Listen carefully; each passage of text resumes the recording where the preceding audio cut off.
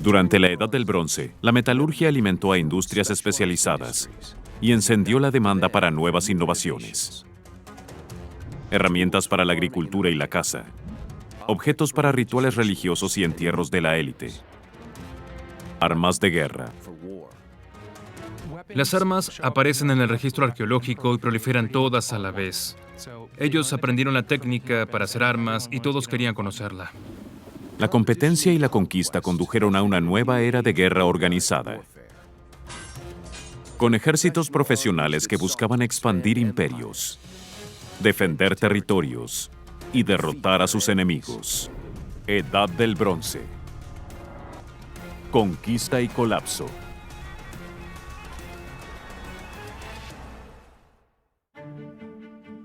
No se sabe exactamente cuándo o dónde comenzó la fabricación del bronce, pero revolucionó la forma en que se hacían las armas y herramientas, y la nueva tecnología se extendió rápidamente por todo el mundo antiguo.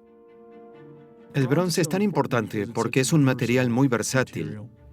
Así que, cuando se descubrió que uno podía fundir cobre con estaño para hacer bronce, fue una gran mejora, porque el cobre es muy suave y no sirve para hacer una herramienta o un arma. Pero al mezclarlo con estaño se vuelve más sólido y duradero y mantiene un mejor filo. Por lo tanto, las herramientas son mejores, las armas son mejores. Las herramientas y armas de la Edad del Bronce eran a menudo intercambiables y constaban de hachas, espadas, dagas y lanzas. A principios de la Edad del Bronce, las batallas eran aisladas. Pequeños grupos de hombres atacaban asentamientos cercanos por el territorio, recursos y mujeres. Pero a medida que la riqueza y el tamaño de los asentamientos creció y las sociedades se volvieron más urbanizadas, la guerra se expandió. A mediados del tercer milenio antes de Cristo, se organizaron los primeros ejércitos profesionales y estables para defender comunidades en el sur de la Mesopotamia. La situación política en el sur de la Mesopotamia fue la de ciudad-estado, y cada ciudad importante tenía un territorio político que controlaba, y fueron muy competitivas, se peleaban entre sí o conquistaban entre sí. Hubo ambiciosos gobernantes como Sargón, alrededor de 2300, que intentó unificarlas a todas. Por un tiempo funcionó, pero volverían a ser ciudades-estado. Los sumerios fueron los primeros en usar armaduras y cascos en la batalla. A ellos se les acredita la invención de la hoz y los primeros carros de guerra conocidos. Los sumerios ejecutaron formaciones de batalla bien disciplinadas y crearon las primeras tropas de proyectiles, utilizando hombres armados con jabalinas. Sus armas y técnicas militares fueron adoptadas rápidamente en la región, dándole a otros adversarios de la época una mayor ventaja. Las innovaciones y la nueva tecnología por lo general te dan una ventaja, ya sea en la guerra, en la sociedad o en cualquier otro lugar. Son claras estas apropiaciones. Por ejemplo, hay un grupo llamado los Hyksos que ingresan e invaden Egipto en el 1720 a.C. No se sabe bien de dónde vienen, pero puede ser de la región que hoy llamaríamos Israel, Líbano y Siria. Entran y se apoderan de Egipto porque tienen un nuevo tipo de carro y tienen un nuevo tipo de arco, el arco compuesto. Este arco, hecho de materiales compuestos, podía disparar el doble de lejos que un arco regular. Con estos nuevos tipos de carros y el nuevo arco, los Hyksos invadieron y se apoderaron de Egipto, y lo gobiernan casi 200 años. Para ese momento, los egipcios han adoptado ese carro y el arco compuesto, regresando y pudiendo echar a la gente de nuevo. A finales de la Edad del Bronce, Egipto era una potencia militar. Pasó de ser un reino relativamente pacífico, protegido por los límites naturales del río Nilo y del mar Mediterráneo, a ser un imperio líder de la Edad del Bronce. Una clase rica y guerrera se unió a los militares como aurigas, divisiones del ejército, llegando a los 5.000 soldados, librando feroces batallas para conquistar a sus enemigos. Se encontraron en Egipto, en una tumba del pueblo de Amarna, alrededor de 300 cartas escritas en acadio y en cuneiforme.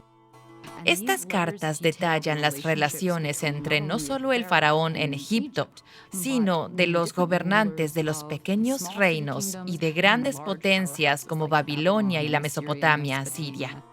En las cartas, los saludos comienzan diciendo: hermano, ¿cómo estás? ¿Cómo está tu esposa? ¿Cómo están tus carros? Los carros son muy, muy importantes. Y si miras el arte de esta época proveniente de sociedades diferentes, verás el carro muy enfatizado. Estos carros parecen haber sido una especie de símbolo internacional de poder y prestigio para la época. A medida que crecían los imperios de la Edad del Bronce, también lo hizo su necesidad de controlar la tierra y los recursos. Están las grandes potencias como Egipto y Asiria y Babilonia, y en especial los hititas. Así que tienes a los egipcios luchando contra los hititas. Los hititas luchando contra los asirios, etc. Y hay ganadores y perdedores en las batallas y las guerras. En el Egeo, surgieron los micénicos como una poderosa sociedad centrada en los guerreros. Su cultura militarista produjo gran riqueza para sus élites. Los micénicos son conocidos por su famoso ataque a la antigua ciudad de Troya. De acuerdo con la leyenda, después de una feroz batalla de 10 años, el gran rey micénico Agamenón finalmente conquistó Troya. La guerra de Troya sirvió de base para la Ilíada de Homero, escrita unos 400 años después del final de la era micénica. No sabemos si los micénicos se pensaban como una nación independiente en la forma en que hoy lo pensamos. Podrían haberse visto como habitantes de una ciudad en particular, los hablantes de un determinado idioma o los adoradores de cierto dios en lugar de ser parte de una nación. Pero habiendo dicho eso, oscilaban entre pelear entre ellos y llevarse bien. Fue una especie de alianza incómoda y salieron para luchar contra los invasores externos, pero cuando nadie los invadía, es posible que luchasen entre sí. Los micénicos celebraron sus victorias en sus obras de arte y enterraron sus preciadas armas en las tumbas junto a sus muertos. Tenían lanzas, tenían espadas cortas, escudos en forma de 8, hechos de madera y piel de vaca, y cascos de colmillos de jabalí. Cazar un jabalí era un símbolo de poder masculino micénico. Sabemos que poseían caballos. Hay caballos y carros en pinturas al fresco y grabados en las propias armas. El carro es ciertamente parte de la historia, pero Grecia posee un terreno tan escabroso que no es muy apto para los carros. Por lo tanto, no creemos que los carros fuesen una parte importante de la guerra en un sentido práctico. Los carros eran, sin embargo, un fuerte elemento simbólico de la élite. Las élites se representaban a ellos mismos en carros. Por supuesto, esto es algo que extrajeron del Oriente, de lugares como Egipto, donde los carros eran en realidad herramientas prácticas de guerra. Las élites de finales de la Edad del Bronce pueden haber poseído armas poderosas y controlado grandes ejércitos, pero eso no fue suficiente para salvar sus imperios. Al final, su mayor enemigo fue uno inesperado, que llevó al colapso del mundo antiguo. Yo diría que el colapso de la Edad del Bronce fue tan calamitoso y tan catastrófico que no se volvería a ver uno parecido hasta la caída de Roma, que es 1500 años después. A finales de la Edad del Bronce, hay grandes reinos que dominaron toda la región. Dejó de ser una era de ciudades-estado como fue la temprana Edad del Bronce. En la Edad del Bronce tardía, hay estados regionales que podríamos llamar estados-nación. Estos estados-nación eran altamente sofisticados y urbanizados, reforzados por una próspera red de comercio internacional y los botines de guerra, pero eran vulnerables a numerosas amenazas. Ninguna de estas sociedades fueron construidas para durar mucho tiempo. Tenían ciertas fragilidades y debilidades inherentes que tarde o temprano les pesarían. Nadie sabe exactamente por qué estas civilizaciones colapsaron de tal manera, pero sus sociedades altamente estratificadas pueden haber sido un factor.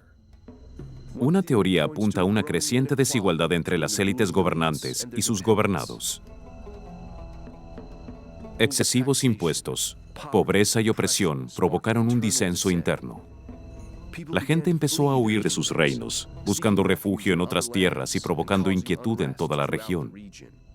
Claramente planteaban un problema a los gobernantes, a la sociedad establecida, las élites de finales de la Edad del Bronce. A veces hay tratados entre los diferentes reyes de finales de la Edad del Bronce que incluyen cláusulas sobre fugitivos. Por ejemplo, si un fugitivo de un reino entraba en el mío, soy el responsable de enviarlo de vuelta. Claramente hay un problema, y es que estos gobernantes tratan con personas que están huyendo todo el tiempo. Otra teoría suma el cambio climático a este cuadro. Durante el final de la Edad del Bronce, hay evidencias crecientes de que el clima era mucho más seco y que la sequía era un problema persistente. La agricultura en Grecia era una lucha constante en términos de lluvia y debió ser potencialmente precaria. Y una de las teorías que los académicos están investigando es que si llegaron a tener varias temporadas seguidas durante uno de estos periodos de sequía y piensas en la sequía llamada Dust Bowl en los Estados Unidos, lo que termina apareciendo es lo fundamental de estas sociedades, que no podemos vivir sin comida, cuando ésta pasa a ser un recurso escaso. Si no tenías las mismas reservas de agua que solías tener, no podías producir la misma cantidad de cultivos y alimentar el mismo número de personas. En especial, a las personas que no producían esos alimentos, las élites y los guardias que están trabajando para ellas. Si la agricultura falla, entonces todo ese sistema de personas parasitarias que viven a costillas del trabajo de granjeros, pastores y demás, se va a desmoronar si no pueden ser alimentados. Mientras la sequía y el hambre pueden haber ayudado a derrotar estas sociedades, es posible que la Tierra haya contribuido a esa inestabilidad. Hay evidencia de poderosos terremotos que sacudieron la región. Grecia continental y las islas son un espectáculo de alta actividad sísmica. Están justo sobre una falla, así que hay terremotos frecuentes. Los palacios estaban produciendo grandes cantidades de aceite de oliva y grandes cantidades de vino, y los almacenaban en estas vasijas gigantes de 1,80 m, llenas de aceite. Si combinas eso con fuentes de luz que hubieran estado ahí como velas encendidas, un terremoto y estos grandes bidones de aceite, obtienes la receta para un desastre. A finales del siglo XIII a.C., estaba claro que muchas de las élites gobernantes estaban llegando a un punto crítico. Vemos en los textos que la gente se está escribiendo entre sí. Por ejemplo, hay evidencia de que ciertos grupos están atacando Chipre. También leemos esto en varios lugares a lo largo de la costa oriental y del propio Egipto. Estos son los llamados pueblos del mar. Nadie sabe exactamente de dónde vino la gente del mar o por qué estaban atacando ciudades y asentamientos a lo largo de las costas. Algunos creen que pueden haber sido refugiados o personas descontentas que huían de las dificultades de sus países de origen. Tenemos ejemplos de una serie de cartas enviadas, cartas del rey hitita al rey de Ugarit, diciendo: tienes que dejar pasar ese cargamento de grano por la gente, están muriendo de hambre.